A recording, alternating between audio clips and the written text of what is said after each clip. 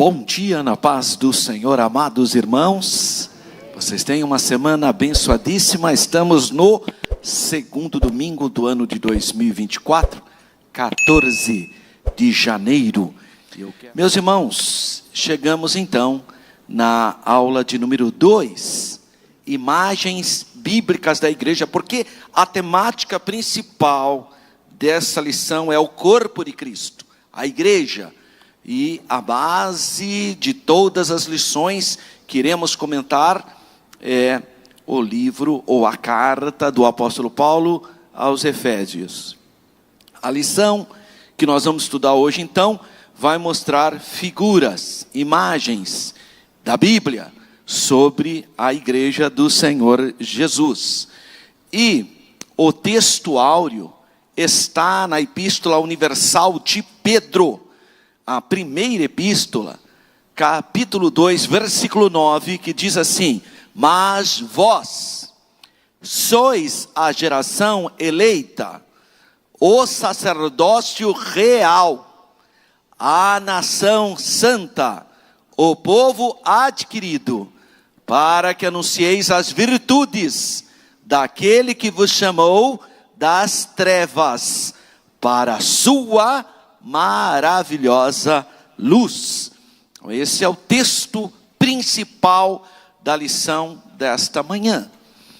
Verdade prática, por meio de cada imagem que retrata a igreja, o Espírito Santo revela-nos o quão gloriosa ela é. Então tem várias imagens. Por exemplo, a igreja é o rebanho de Deus, é o corpo de Cristo, é a noiva, então é a esposa. Então tem várias imagens que vamos trabalhar nessa lição. O texto bíblico são dois textos, um em Efésios, capítulo 5, versículo 25 a 32, que o apóstolo Paulo vai exortar sobre o relacionamento conjugal e vai fazer analogia, ou vai utilizar de metáfora ou de imagem do relacionamento conjugal com o relacionamento cristão. Aliás, o relacionamento de Cristo com a sua igreja. É importante nós observarmos que a figura do matrimônio, embora não seja um sacramento, isso é uma invencionice, dizer que o casamento é sacramento, que é um mandamento. Não, a Bíblia de fato fala: deixará o homem, seu pai e sua mãe, unir-se-á sua mulher, e serão ambos uma só carne. Mas, no decorrer da palavra de Deus, se percebe que isso não é uma ordenança. O homem não está obrigado a esse tipo de circunstância, de situação. Então, Jesus não falou que nós temos ido e casai. Não é isso que ele falou. Então, não dá para dizer que Jesus ordenou o matrimônio. O matrimônio, independentemente de ser uma ordenança, é algo que nasceu no coração de Deus, porque você percebe isso no livro de Gênesis, que inicia basicamente com casamento, e vemos o fechamento das escrituras sagradas em Apocalipse, fechando com casamento também, que é o casamento do cordeiro com a sua esposa, que é a igreja. E no decorrer da Bíblia, e doutrina da Bíblia não pode ser pensada. Isso aí é uma característica de grupos heterodoxos, seitas religiosas, que pinçam um versículo e faz de um único versículo o seu cavalo de batalha. Não funciona assim. A hermenêutica bíblica é que a Bíblia interpreta a própria Bíblia, porque a Bíblia não é de particular interpretação. Então você tem que estar atento o que a Bíblia diz sobre o assunto. E o casamento, ele permeia vários livros da Bíblia, ao ponto de em Efésios ele falar sobre esse relacionamento. Então, se Jesus evoca o relacionamento conjugal para fazer analogia ao relacionamento dele com a igreja, então claro que se trata de uma instituição relevante, mas ela não é classificada como ordenança. As duas únicas ordenanças dadas pelo Senhor Jesus é o batismo e a Santa Ceia do Senhor. O resto foram invenções através dos séculos, o ponto dos muitos catolicismos se assentarem sobre 7 ordenanças, ou 7 sacramentos. uma invenção histórica, mas não faz parte do patrimônio bíblico. São doutrinas extra-bíblicas.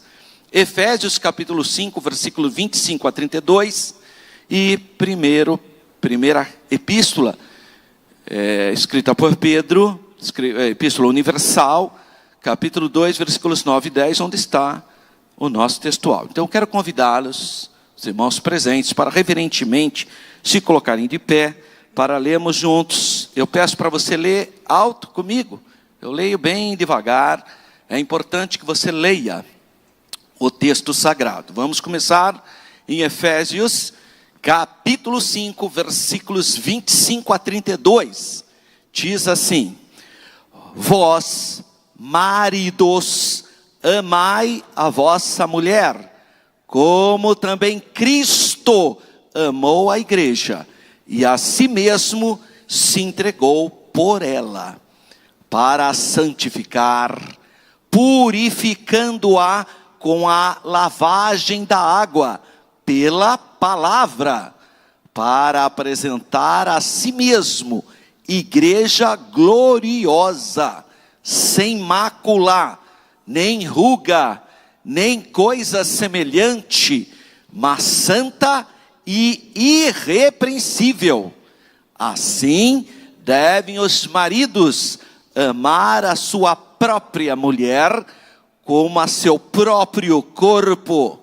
Quem ama a sua mulher, ama-se a si mesmo, porque nunca ninguém aborreceu a sua própria carne, antes a alimenta e sustenta, como também o Senhor a igreja, porque somos membros do seu corpo. Por isso, deixará o homem seu pai e a sua mãe, e se unirá à sua mulher, e serão dois numa carne. Grande é este mistério, digo-o, porém, a respeito de Cristo e da igreja. Agora, a primeira carta universal de Pedro, capítulo 2, versículos 9 e 10. Mas vós sois a geração eleita, o sacerdócio real, a nação santa, o povo adquirido, para que anuncieis as virtudes daquele que vos chamou das trevas para a sua maravilhosa luz. Vós que em outro tempo não éreis povo, mas agora sois povo de Deus, que não tinhais alcançado misericórdia, mas agora alcançastes misericórdia. Amém, irmãos? Oremos. Pai Santo, Deus eterno, na autoridade do nome do Senhor Jesus, uma vez mais, Senhor, clamamos a Ti. Abençoa, Senhor, cada aluno, suas respectivas famílias, os irmãos que nos acompanham de modo remoto. Senhor, visita-os, restaura-os, que a Tua palavra santificadora traga, Senhor, vida, edificação. Senhor, nós pedimos a direção do Teu Espírito, e com ações e graças Te bendizemos, em nome do Senhor Jesus. Amém. Graças a Deus. Podeis sentar, meus amados irmãos. Vamos pensar um pouquinho sobre o nosso textuário. Primeiro, escrito por Pedro, sua primeira epístola, capítulo 2, versículo 9. Qual é o contexto desse textuário? É um contexto mais amplo. Está lá, tanto no primeiro como no segundo capítulo da primeira carta do apóstolo Pedro. Então ele pega basicamente todo o capítulo 1, avança no capítulo 2. Então, na verdade, o capítulo 1, versículos 13 a 25, ele está exortando sobre a santidade. E continua essa exortação no capítulo 2, do versículos 1 a 10. Esse seria então o contexto, para você compreender esse versículo de número 10, capítulo 2, que é o nosso texto áureo. Então ele inicia dizendo, mas vós sois. É uma afirmação, é como se o autor sagrado estivesse dizendo assim, ó, vocês, meus leitores. Então são vocês, que são os recepcionistas dessa mensagem. Na verdade, ele faz uma contraposição aos incrédulos, aqueles que não têm fé, aqueles que não têm comunhão com o Senhor e estão destinados a um julgamento até merecido pelas suas práticas pecaminosas. E ele vai descrever o novo Israel. E aqui, nós cristãos precisamos tomar cuidados para não cairmos no erro da doutrina da substituição. O que é a doutrina da substituição? É achar que o Israel segundo a carne, os descendentes de Abraão segundo a carne, ou seja, o povo judeu, ou seja, o Estado de Israel foi rejeitado e que agora a igreja é o novo Israel. Cuidado com essa doutrina apelidada de doutrina da substituição. Foi o erro de Agostinho de Hipona, foi o erro dos pais da igreja, porque eles assistiram à destruição de Jerusalém no ano 70, assistiram posteriormente à destruição de Jerusalém no ano 132 pelo imperador Adriano, que rebatizou o nome da cidade de Jerusalém pelo nome de Aelia Capitolina e apelidou a região da Judéia de Palestina, terra dos filisteus, que a terra dos filisteus é apenas a faixa de Gaza. Ali é a terra dos filisteus, ali é a Palestina. Mas a partir do ano 132, o imperador Adriano, querendo uniformizar o seu império, o Império Romano, ele tenta destruir a identidade do povo judeu, mudando o nome do país, ou da província da Judéia, porque na época de Jesus era Judéia, Samaria, Galileia, Idumeia, Itureia, Decápolis, eram outros nomes. O imperador Adriano apelidou tudo isso de Palestina, sendo que Palestina é apenas a faixa de Gaza, que é a terra dos filisteus. E eles, assistindo isso historicamente, acharam que Deus tinha rejeitado Israel.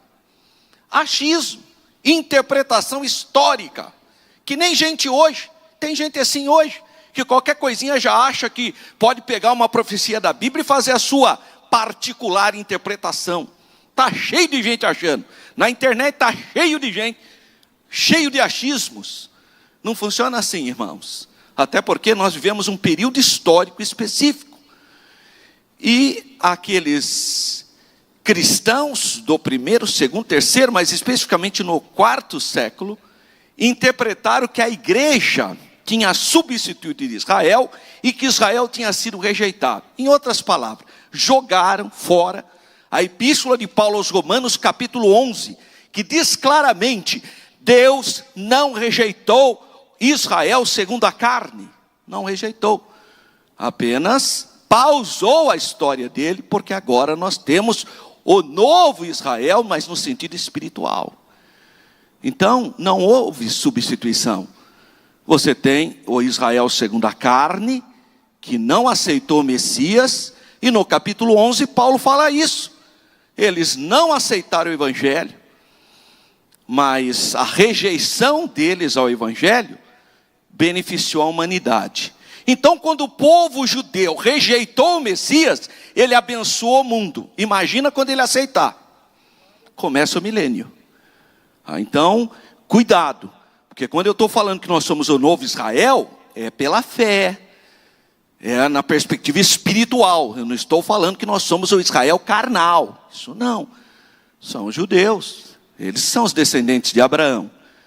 Aliás, vou aproveitar a oportunidade de expressar aqui a fragilidade da diplomacia brasileira em querer apoiar a tese da África do Sul, em dizer que Israel comete genocídio na faixa de Gaza. Isso é a maior besteira que se tem. Primeiro porque quem usa a palavra genocídio, provavelmente precisa voltar na escola. Que a palavra genocídio são duas palavras. Vem de do grego, significa etnia. E sida é a palavra latina para matar. Então, o genocídio é aquelas pessoas que querem matar um povo especificamente. E que eu saiba, quem quis matar os judeus foi o Hamas. O Hamas cometeu genocídio. Porque ele invadiu Israel e quis matar o judeu especificamente. Agora, Israel está se defendendo contra um grupo terrorista, não contra um povo. Então, já é uma bobagem achar que Israel comete genocídio na faixa de Gaza. Não comete. Segundo lugar, o Hamas diz que 22 mil civis morreram. É mentira. Desses 20, se é que foram 22 mil, porque isso é uma fonte do Hamas, que é um grupo terrorista, portanto não tem crédito. Mas se é que são 22 mil, pode ter certeza que 70% são de terroristas que foram mortos. Assim como soldados israelenses também foram mortos. Então não dá para falar que são 22 mil civis. Não, 70% é de terrorista. E eles apelidaram de civis. Houve morte de civis? Claro, são os efeitos colaterais e perversos da guerra. Só que quem começou isso foi o grupo terrorista, não foi Israel. Israel não atacou deliberadamente a faixa de Gaza. Foram os terroristas do Hamas que invadiram a faixa. Mas este governo de esquerda, míope, tacanho, pequeno, está condenando Israel, dizendo que Israel comete genocídio na faixa de Gaza. Isso é risível. É feio para o Brasil. Porque o Brasil sempre foi um país equilibrado, foi árbitro, não parcial. Por causa de uma postura ideológica desse governo, todos nós agora estamos condenando Israel porque o governo acha que o Brasil, que Israel comete genocídio. Lamentável, triste. A diplomacia brasileira se apequinou. Ficou muito pequenininha. Isso é triste para um país que quer ser líder mundial. Nós estamos lá na rabeira agora. Mas voltando para o nosso assunto, ao descrever então o novo Israel, ou Israel espiritual, eu estou falando numa perspectiva espiritual, eu não estou falando numa perspectiva material. Porque o Israel, segundo a carne, está lá, é o povo judeu. A igreja é o Israel espiritual. Então, embora seja uma entidade, atualmente, principalmente de quem? De gentios. Hoje a igreja basicamente é gentílica. Pedro agora confere vários títulos à igreja, que antes pertenciam exclusivamente ao Israel segundo a carne. Todos esses títulos que nós vimos, todas essas denominações, nação eleita, povo escolhido, tudo isso era de Israel, irmão. Isso do Israel segundo a carne. Então ele inicia a expressão geração eleita. Está em Isaías, capítulo 43, versículo 20, aplicado para Israel segundo a carne. Mas ele pode usar esse título, pode na perspectiva espiritual, pode. Geração eleita. O vocábulo grego, então, genos, lembra que eu expliquei o que é genocídio? Aliás, irmão, essa turma de esquerda é tão frágil intelectualmente, porque isso é uma desonestidade intelectual, porque eles sabem que está errado o que eles estão fazendo. É isso que é triste. Eles sabem que está errado. Mas eles ficam usando a palavra genocídio, isso é banalizar o mal. Daqui a pouco as crianças estão na rua chamando o amiguinho de genocida. Porque eles já fizeram isso com o governo anterior, que é outra bobagem. Então não é a primeira vez, porque se o governo anterior fazia genocídios com os Yanomamis, então o genocídio continua. Porque essa semana mesmo passou a situação que está vivendo o povo Yanomami. Então esse governo também está praticando genocídio. Então olha o problema da falácia nas percepções e nas narrativas. E nós temos que enfrentar isso, irmão. Não pode achar que é normal. Não é, por quê? Senão a gente vai cair. Aliás, é o tema de um livro muito famoso, de uma judia chamada Hannah Arendt. Ela escreveu o livro, A Banalização do Mal. Quando as pessoas começam a usar as coisas de qualquer jeito, você está banalizando o mal. Daqui a pouco, uma coisa que é um absurdo, vira uma coisa comum. Você vai ver uma criança chamando, ô genocida. Como que nem chama, é isso que vira quando governos despreparados, desqualificados, usam o termo erroneamente. É isso que acontece. É o problema de hoje, irmão. Eu fico pensando como que as pessoas podem ser tão fracas Se eu estou cumprimentando todos, significa que estão todos ali. Anciãos, mulheres, crianças, todos é todos na língua portuguesa. Agora, quando a pessoa cumprimenta todos e todas, o que você está fazendo? Divisão. Agora todos não é mais todos para essa gente. Olha a loucura dessa turma. Agora todos não é mais todos, você tem que falar, cumprimento todos e a todas. E os mais estúpidos que inventaram uma palavra chamada todes, que não existe isso. Todos é todos, irmãos, pelo amor de Deus, a não ser se você tiver em um público totalmente feminino. Aí você fala cumprimento a todas. Mas se você está o termo todos é neutro, é para todos. Todas as pessoas estão presentes, todo ser humano. Aí a pessoa, mas isso aí faz parte de uma ideologia de esquerda. Porque a esquerda quer dividir as pessoas, quer jogar católico contra evangélico, pobre contra rico, preto contra branco.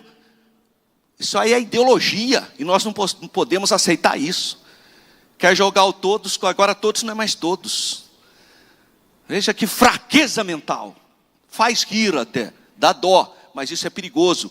Porque uma mentira repetida muitas vezes pode tornar verdade para o indivíduo que está ouvindo. Por isso que nós temos que alertar, e eu sempre brinco, mas há um fundo de verdade. Escola Bíblica Dominical é o Butantan do Senhor Jesus. A gente dá vacina assim nos irmãos. Tem que ter vacina para poder ter anticorpos para enfrentar as situações obscuras na perspectiva espiritual aqui. Então o vocábulo grego genos indica etnia. Na sua versão aí, na sua tradução, está como raça. Eu não uso a palavra raça, pode usar. Mas raça é humano. Quando se fala raça, todo humano, todo. Etnias, eu posso ver a pluralidade dentro da raça. Etnias, quando a Bíblia fala todos os povos, está falando etnos, etnias. Porque raça é uma só. Por isso que o racismo é uma grande bobagem. Não existe racismo. Isso é uma invencionice de pessoas desqualificadas e inspiradas pelo mal. Não tem jeito. Como assim racismo? É um absurdo, porque raça é uma só, humana. Qual é a sua raça? Humana. Independentemente da sua cor, independentemente da sua etnia. Então o vocábulo grego genos é etnos, etnia.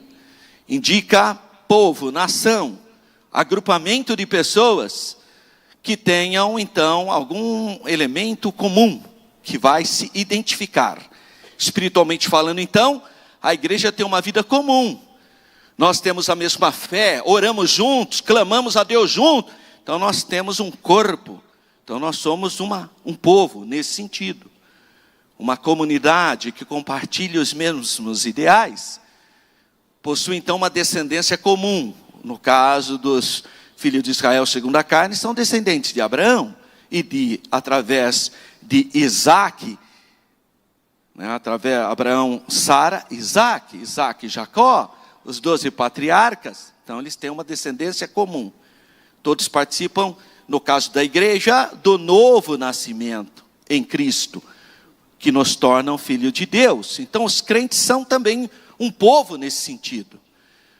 Um povo que, assim como o povo de Israel marchou para conquistar Canaã, nós marchamos para conquistar a Canaã celestial.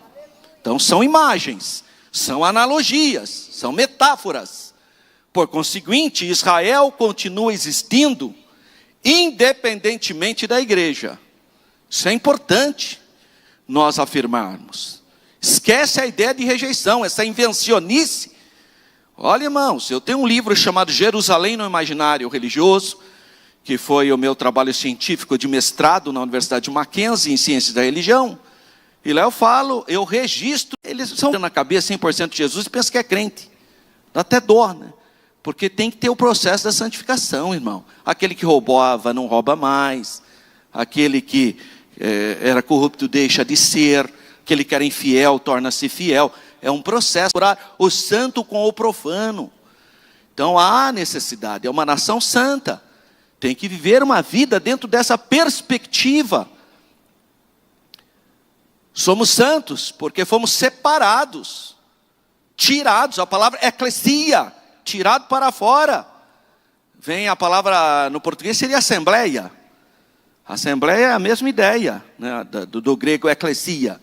Tirado da prática dos vícios, da prática da corrupção, das práticas mundanas. Então, e vivendo uma vida o quê? De pureza, pureza moral, espiritual. Essa é a ideia da vida da nação santa. Então, a nação santa deve ser uma nação separada de outras nações, tanto na conduta, como também na natureza de alma, de propósitos. E ele vai fechando, fala povo adquirido, ou povo de propriedade exclusiva de Deus. Essa é a ideia da palavra adquirido. No grego, literalmente diz um povo para aquisição, ou um povo para a sua possessão. É o povo de Deus. Representa então a bênção de Deus. Essa nação devia pertencer exclusivamente ao Senhor. É o que a Bíblia fala. Jesus falou, você não dá para servir a dois senhores. Tem gente que pensa que consegue, tadinho. Mas é bom a gente alertar, né? Não dá.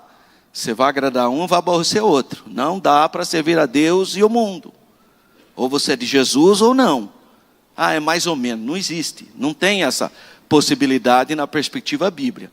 Ao passo que os povos estrangeiros seriam possuídos por uma força espiritual.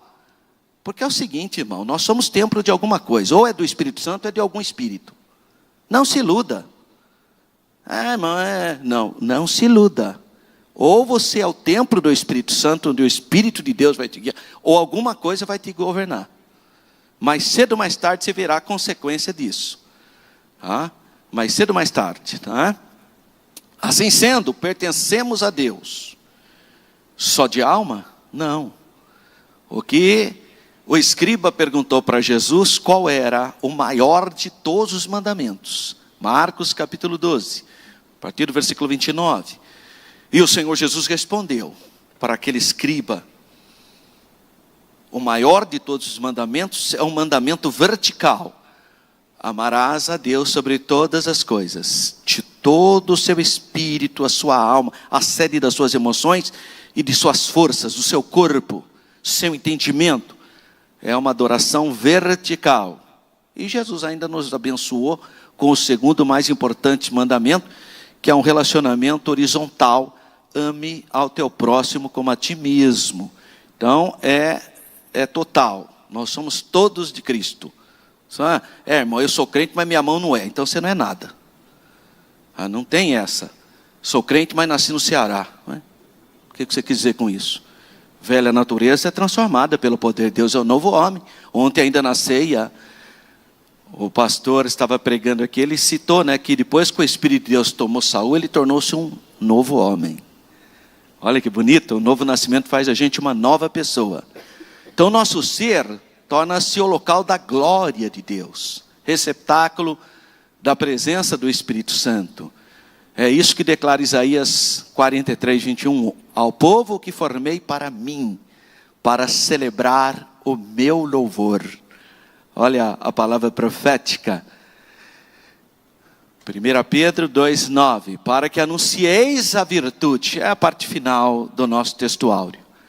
Por quê, irmão? É igual aos dons espirituais. Por que tem dons espirituais? Para você pregar. Para você levar o evangelho.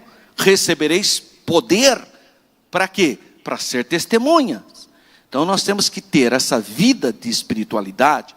Com que objeto? Para anunciar as virtudes daquele que nos chamou das trevas para a sua maravilhosa luz. Essas virtudes nós declaramos agora, mediante o que? A pregação do evangelho, mas também nós declaramos através da nossa vida. Lembra, na Idade Média, Francisco Xavier, ele foi evangelizar o Japão. E perguntaram para ele como que você evangeliza os japoneses, aquele mundo católico, da Idade Média. E ele escreveu essa frase, prega o evangelho de todas as formas. Se for necessário, use palavras. Olha que interessante. Quer dizer, para pregar você não precisa falar. Você pode viver E a sua vida tem muito mais forças, especialmente nesse contexto social que nós estamos vivendo. Então Deus nos chamou das trevas do paganismo, das obras das trevas, dos espíritos malignos, e trouxe para a sua maravilhosa luz da salvação. Isso pode ser comparado com as palavras do Senhor Jesus em Mateus, capítulo 5, versículos 14 e 16.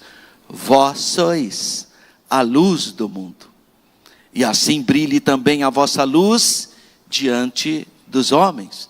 Não tem jeito, irmão, de você ser luz e não brilhar. Naturalmente, esse texto está sugestionando a ideia da evangelização, para que anuncieis. Então ele está, de alguma maneira, apontando para a evangelização. E claro que trevas é o símbolo, ou a metáfora do pecado, da escuridão, no sentido das coisas erradas, porque os homens não querem vir para a luz, para que as suas obras feias sejam expostas. Então, trevas é o símbolo do pecado, do poder cegador e os seus efeitos prejudiciais. Mas Cristo é a luz. Lembra que os cristãos evangelizavam os povos pagãos?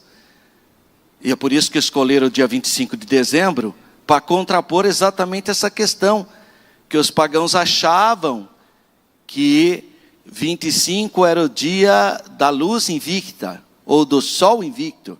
Então vocês estão falando, não, então vamos comemorar o nascimento do verdadeiro sol, já que vocês comemoram o sol, a verdadeira luz não é o sol, astro. O que o profeta Malaquias declara? Para vós que esperais o meu nome, nascerá o sol da justiça. O que Jesus fala? Eu sou a luz do mundo. O próprio Salmo 84 fala, Deus é sol. Então eles vão levar o evangelho para eles, utilizando de um gancho, como Paulo faz no Areópago de Atenas. Ele vê as imagens dos deuses gregos, e quando ele tem a oportunidade, ele faz isso, ele pega esse gancho. Olha, eu vi que vocês aqui na Grécia são muito místicos, muito religiosos. E no meio de tanta imagem eu achei um. Está escrito lá um altar dedicado ao Deus desconhecido. Ele vai recuperar essa ideia. Mas essa é uma ideia pagã, que ele recupera para falar do Deus verdadeiro. Então você pode sim, na hora de evangelizar, recuperar um pensamento já existente, para falar, já existe o sol verdadeiro. Vocês estão achando que existe um sol, disco solar, mas há um sol verdadeiro. Então é uma maneira inteligente de evangelização, como Paulo faz no Areópago de Atenas.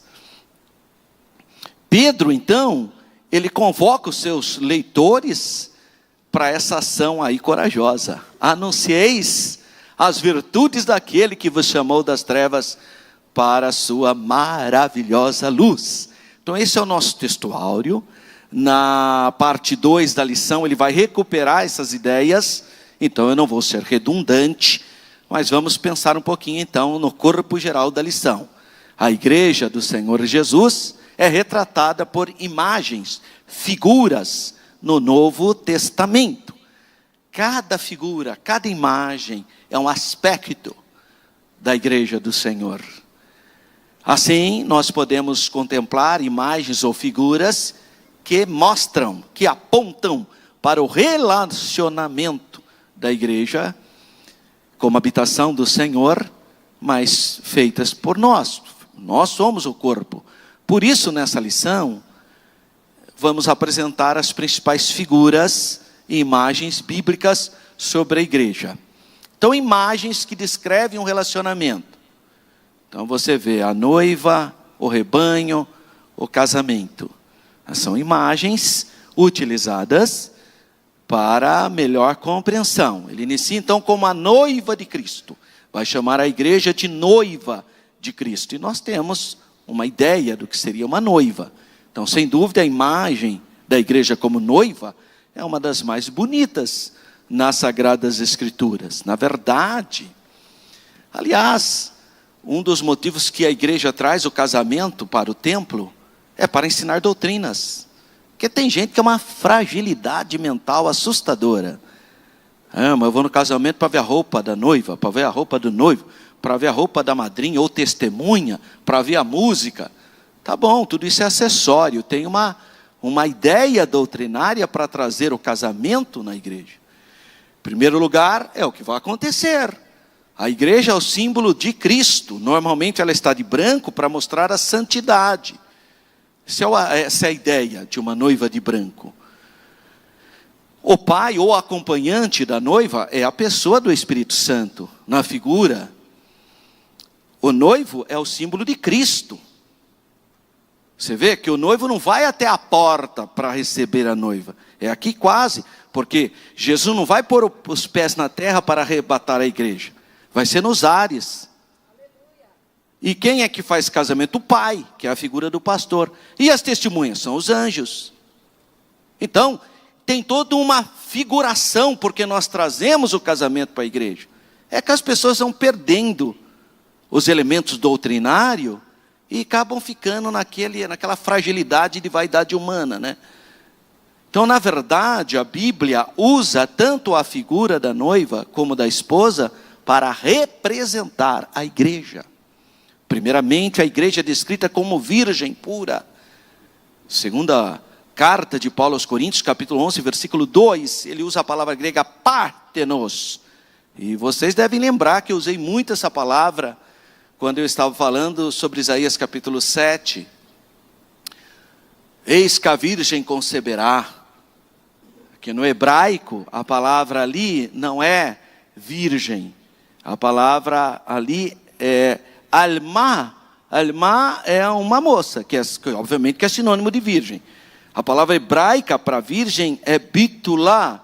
Só que a gente usa bitulá só em casos de dúvidas. Por exemplo, Raquel era uma moça da Mesopotâmia, então vamos dizer que ela é bitulá, porque ela é de um país estrangeiro. A Rebeca, bitulá, porque ela vem da Mesopotâmia. Ana, que muito, né, Ana não, mas vamos pegar uma outra mulher piedosa que permanecia virgem no templo orando, então nós vamos chamar de bitulá, porque às vezes já tem uma certa idade. Agora, quando é muito jovem, você usa alma, porque é óbvio que é virgem. Seria redundante. Mas os rabinos que fizeram a primeira tradução do hebraico para o grego, usaram a palavra virgem no grego. Partenos. Partenos. Você acha que os rabinos não sabiam? Será que eles cometeram um erro? Não. Eles sabiam que o sinal que Deus daria é a virgem dar à luz a um filho. Esse é o sinal. Porque se fosse simplesmente mais uma mulher, grande sinal, né? Então, que sinal seria esse? Então, eis que vos dou um sinal. Então, a tradução para a Septuaginta, a primeira versão do hebraico para o grego, a pedido do rei Ptolomeu Filadelfos do Egito, por volta do ano 180, antes de Cristo, para a grande biblioteca de Alexandria, foi a tradução da Bíblia hebraica para a língua grega. E eles traduziram a palavra alma para parternos no grego. E Paulo está usando a palavra parternos, que significa virgem pura. É a figura da igreja. Nasceu de novo, tornou-se virgem, é uma nova criatura. É a ideia da castidade, pureza, fidelidade. Mas também aparece como sendo a esposa de Cristo. A igreja é outra figura.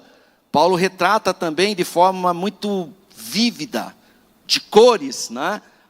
A imagem da igreja como a esposa. E aí nós já lemos aqui o relacionamento entre o marido e a mulher. Isso é um relacionamento tão santo, irmão. Inclusive no nosso relacionamento matrimonial, é tão santo esse relacionamento que o próprio Pedro faz uma admoestação para mim e para você que é marido, no capítulo 3, versículo de número 7, na sua primeira carta, Pedro diz assim: igualmente vós maridos, coabitai com ela com entendimento, dando honra à mulher como vaso mais frágil, como sendo vós os seus cordeiros da graça da vida. Aparentemente ele está falando só de uma questão de relacionamento. Eu tenho, obviamente, ter um relacionamento com a minha esposa com entendimento. Mas até que, tudo bem, estou falando numa perspectiva comunitária, social, do nosso cotidiano, de uma prática. Mas aí ele espiritualiza. Aqui entra o elemento importante para nós maridos, porque ele fecha a ideia dizendo, para que não sejam impedidas as vossas orações. Isso significa que se você tratar mal o seu cônjuge, Deus não ouvirá a sua oração. Então o que era apenas um relacionamento conjugal, entrou um elemento espiritual. E não tem por onde, não tem saída, irmão. Honrar a mulher, porque mulheres e crianças precisam ouvir palavras afirmativas. Faz parte da natureza feminina receber elogio. Por isso que ela fica perguntando para você 100 vezes, você me ama? Você fala, amo. Fala de novo, amor. Ai, meu Deus do céu, amo. O homem tem uma dificuldade de falar, né? Porque nós somos muito racionais. A gente acha que fala uma vez só, está resolvido. Não está. Não está resolvido nem para mulher, nem para criança. Criança tem que falar o tempo todo também. Isso faz com que as pessoas tenham firmeza no seu crescimento. Precisa ouvir, irmão. O que eu acho estranho é aquele irmão que consegue falar para mim que me ama. E tem dificuldade de falar para o cônjuge e para os filhos dele. Isso que é assustador. Consegue falar que me ama, me beija, maior pressão. Mas infelizmente parece que não é o caso lá na casa. Então isso é assustador. Porque deve ser ao contrário, né? Então, honra, está aqui, honra a mulher. Fale, diga que a ama, mande coração pelo WhatsApp. E manda no dia do aniversário, vai jantar em um local especial. Faz alguma coisa, irmão, se toca pelo amor de Deus. E deixa ela bem feliz, porque a hora que você for orar é fogo puro. Na escola bíblica dominical, há uns anos atrás, terminou a aula, um irmãozinho me chamou no cantinho e falou, ô pastor, não sei o que está acontecendo comigo, eu dobro o joelho, parece que o céu é puro concreto. Aí, pastor, eu oro, mas não vai. Não. Eu, na minha simplicidade, lembrando de 1 Pedro, capítulo 3, versículo 7, perguntei para ele, irmão, como que o senhor está tratando a sua esposa? Ele olhou para mim, por que o senhor está sabendo de alguma coisa? Eu falei, eu não sei de nada, irmão. É que eu lembrei de 1 Pedro, porque está dizendo aqui que é a oração impedida. Quem trata mal a esposa tem a oração impedida. Então veja a dimensão da ideia de mulher, de esposa aqui, como a Bíblia trata as questões. E outra, irmão, para de falar bobagem, hein? Quando a Bíblia fala que o homem é a cabeça, não é ditadura, hein? Isso é o que as feministas dizem, o que o mundo diz, o que os partidos de esquerda nos acusam, dizendo que a igreja é machista, porque a Bíblia fala que o homem é a cabeça. Quando a Bíblia fala que o homem é a cabeça, que o homem é o sacerdote. O homem tem a autoridade espiritual dada por Deus para abençoar a casa dele. Então não é para mandar, xingar, bater, isso é ditadura, isso é pensamento do mundo. A Bíblia fala que nós somos sacerdotes. Como que o sacerdote age? Para santificar, para abençoar, para motivar, para trazer saúde mental e emocional para a sua casa. Isso é papel de sacerdote. Agora, aquele que manda que sou eu, essas bobagens, isso aí não traz saúde mental. Isso aí traz conflito. Mas o mundo acusa a igreja de machismo. Mas a Bíblia não fala disso. Isso é uma interpretação do mundo, equivocada. Portanto, quando a Bíblia fala que o homem é a cabeça da mulher, como Cristo é a cabeça do homem, o que está dizendo? É o santificador, é o salvador do corpo, é o sacerdote, é aquele que abençoa. Não é o que trata os outros com desprestígio ou alguma coisa dessa natureza que vai enfermar o cônjuge. Não, até porque Deus nem ouve essa pessoa, né? Não é sacerdote coisa nenhuma. Então nós devemos ressaltar que esse relacionamento de Cristo com a igreja é fundamentado no amor. Cristo amou. Quem ama sacrifica. Deus amou a humanidade, então Ele deu o seu Filho unigênito. Não é como um relacionamento frio, distante, fundamentado apenas no dever, mas retrata o quê? Algo fundamentado no amor sacrificial. Esse é o relacionamento ali. A mulher esteja sob a mesma missão, a palavra submissão, sob a mesma missão do marido no amor sacrificial. Essa é a ideia para o nosso relacionamento do capítulo 5 de Efésios. Cristo cuida da igreja, zela pela igreja. Sabe por quê? Porque quem ama faz isso. essa imagem de relacionamento amoroso de Cristo com a igreja deve ser o parâmetro para mim. Como que eu vou lidar com a irmã Renata, minha esposa? Como Cristo lida com a igreja. Esse é o parâmetro, é fácil, é simples. Eu preciso ter temor de Deus, irmão, para entender isso. E você também, irmãozinho. Você tem que ter temor de Deus, para entender que o parâmetro é esse, é Cristo. Como Cristo trata a igreja? Você tem que tratar a sua esposa, assim como Jesus tratou a igreja. Esse é o modelo, não tem outro. Mas também tem a figura do rebanho de Deus. A igreja como rebanho.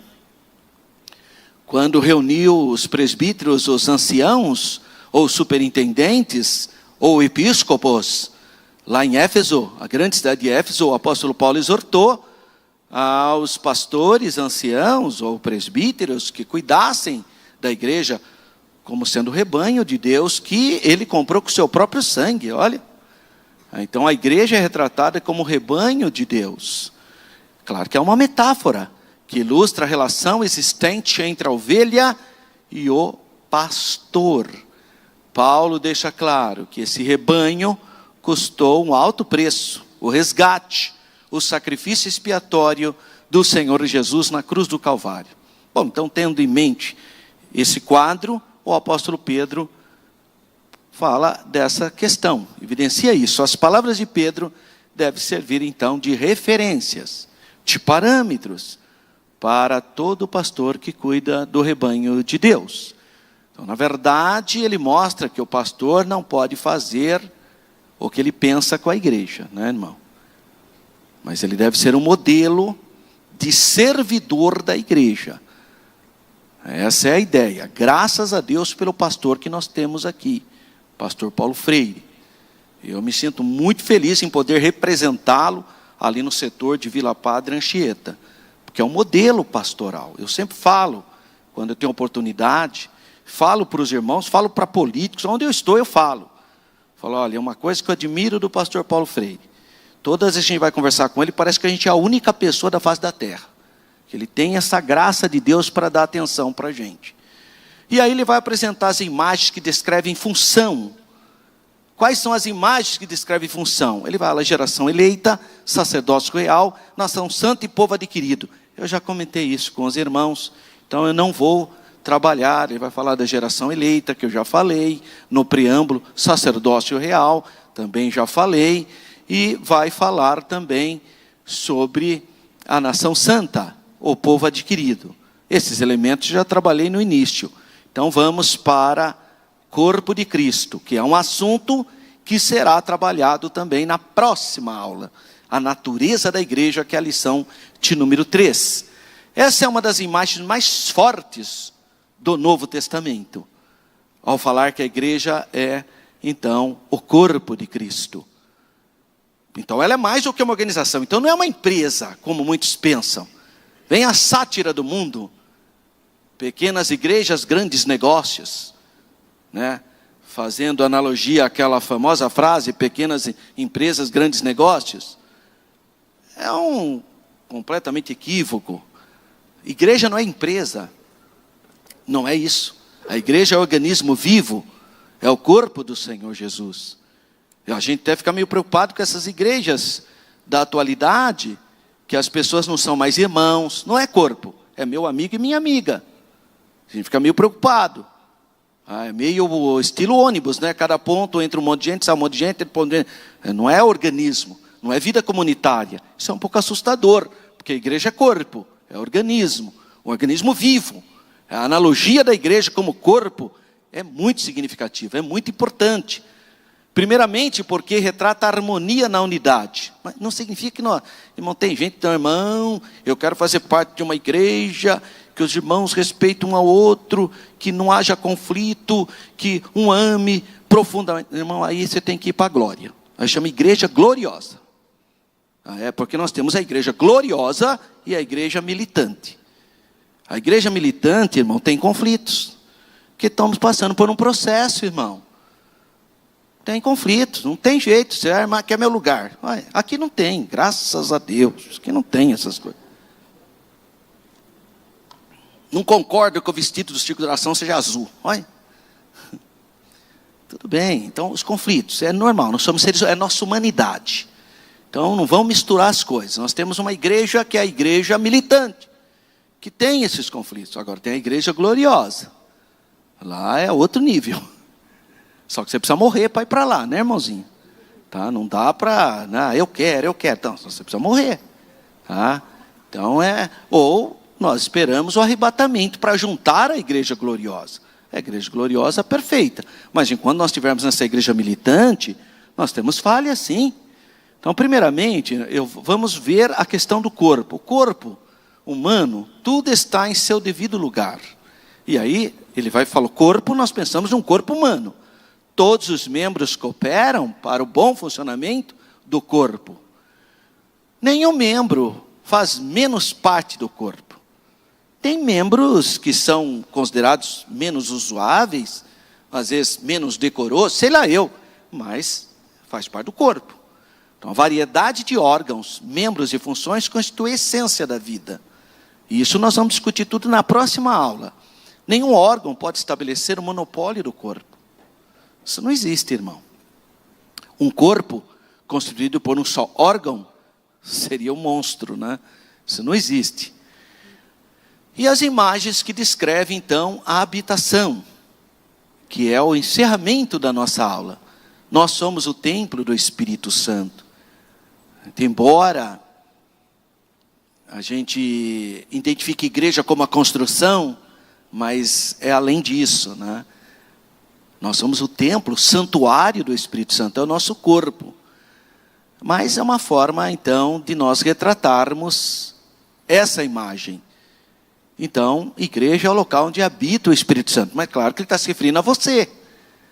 Você é o templo do Espírito Santo. A igreja é chamada também a casa de Deus. Olha só. Casa de Deus, 1 Timóteo 3,15, coluna da verdade. É um conceito. Nós somos casa de Deus. Porque tem a ver com família. A nação de Israel floresceu a partir da família de Jacó. Isso nos faz ver a importância da igreja como uma instituição social. É a base da sociedade. Por que nós defendemos a família, irmão? Nós defendemos a família de acordo com o que Deus inventou. Qual é a invenção de Deus? Criou um homem, criou uma mulher, abençoou. Por isso que nós apoiamos o que eles apelidam de família tradicional. Fala o que você quiser, eu fico com o que Deus inventou. Agora os homens estão inventando outro tipo de família. Os homens são assim mesmo, eles inventam coisas. Mas nós vamos ficar com o que? A invenção de Deus. Qual é a invenção de Deus?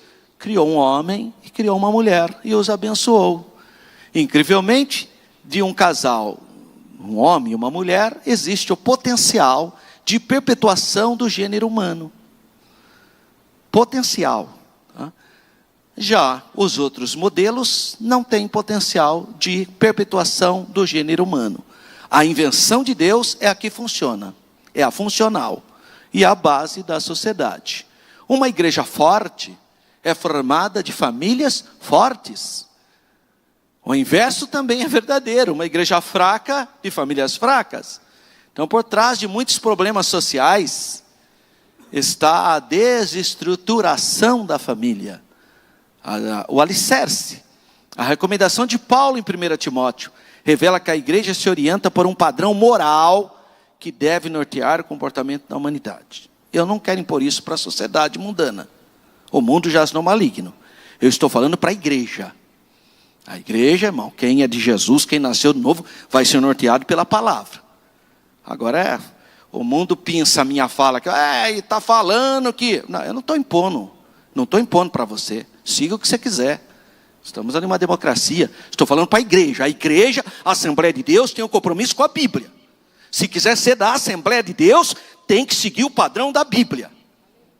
Agora, o mundo já está maligno. Fala o que você quiser aí no mundo. Estou falando da igreja.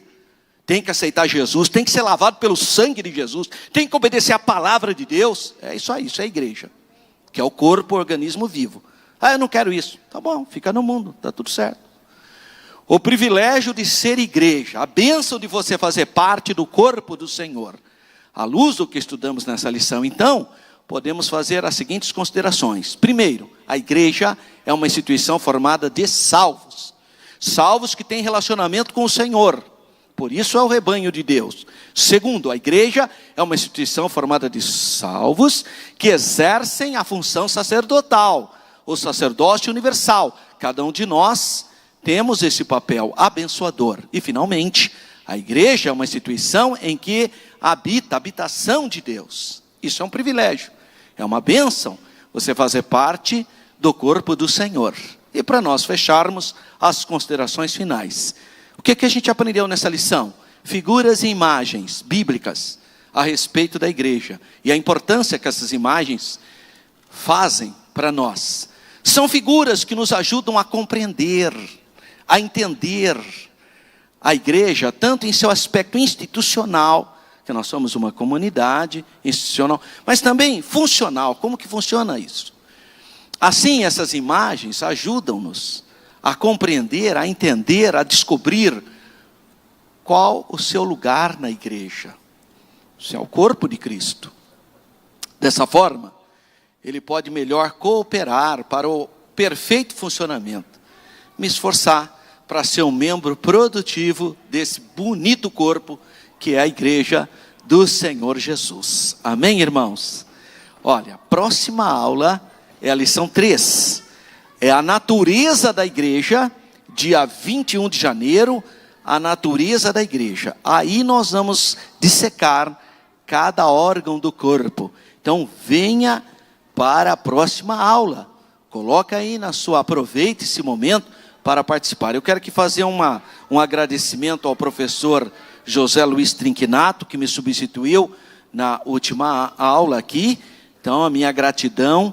Que Deus continue abençoando os nossos irmãos, todos que estão predispostos a continuar trabalhando na obra do Senhor. Uma semana de bênção, de saúde, de vitória, em nome do Senhor Jesus. Amém.